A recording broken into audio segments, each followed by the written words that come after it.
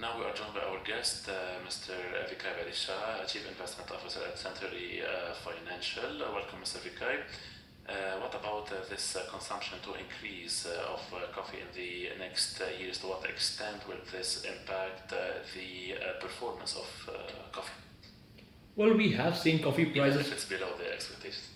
Well, we have seen coffee prices almost come down this year after a huge increase. We have seen coffee going from almost 2.4 to 1.5.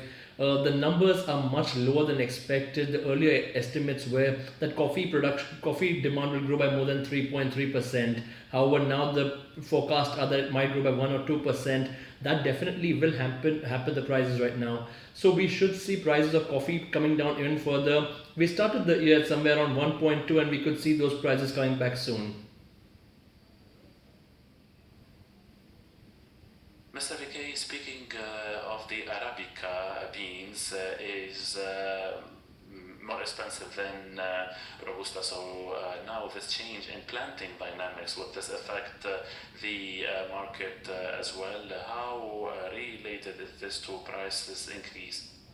Absolutely. So we are seeing a shift because Arabica coffee is definitely more sweeter and Robusta is right now gaining demand. There's a huge demand increase in specialty coffees in the black coffee space itself. So we are seeing that Robusta demand is increasing and hence the fall in the prices on coffee Robusta has not been as much as on coffee Arabica. At the same time, we do expect that this will even out in the future. But for now, yes, we will see a more disparity and we will see that there will be dispersion where Robusta prices might go higher and the Arabica prices might fall.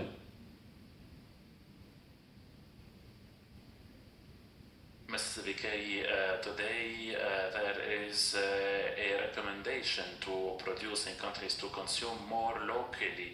Is this efficient? And if so, how can this be beneficial to the market?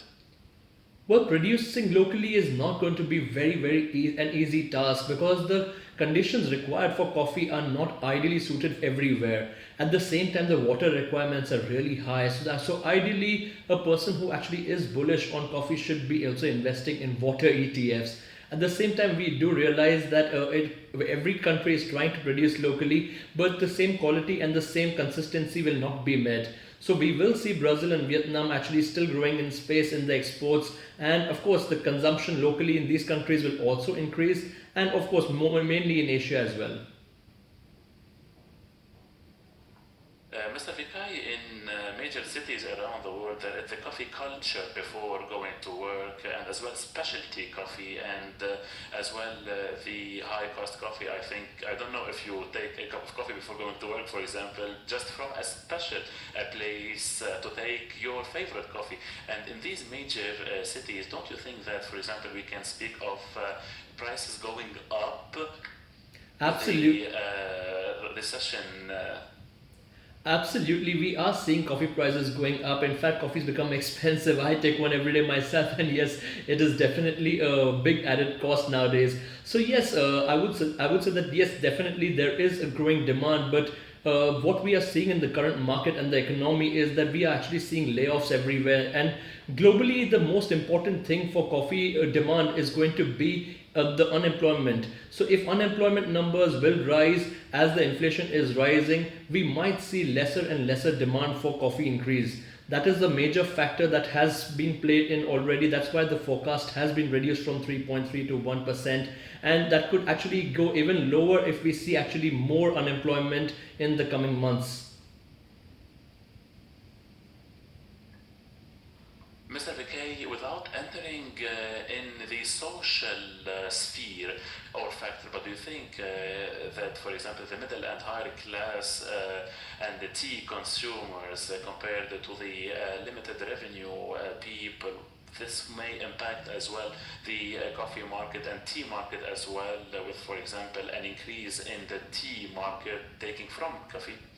Absolutely, there has been a huge increase in tea also since specialty teas are coming out more and more. So we are seeing consumption overall is increasing for hot beverages. It's not just for coffee, it's also for tea. The consumption for hot beverages and more importantly, having these hot beverages outside of home is definitely a trend, and this is a trend which is going to be picking up more and more, and especially in the emerging markets more than the developed markets. So we will see Asia's demand definitely increasing by more than 3 or 4%, even 5% plus.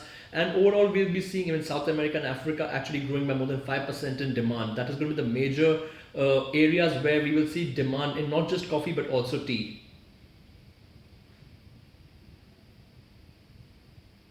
But we should as well, Mr. VK, to say that there are as well some types of tea where 100 grams cost you 3,000 dirhams, for example. Who is the targeted audience in comparison with coffee? Because, of course, there is this niche market.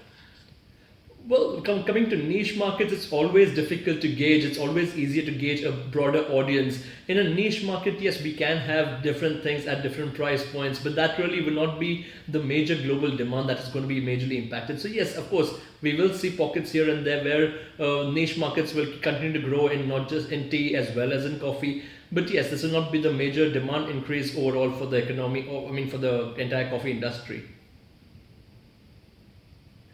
Anyways, Mr. VK, I love coffee and I will still drink it every day, even with a recession. Thank you very much, Mr. Vijay Valecha, Thank you Chief so much. Investment Officer at Century Financial. Always a pleasure, and see you next time.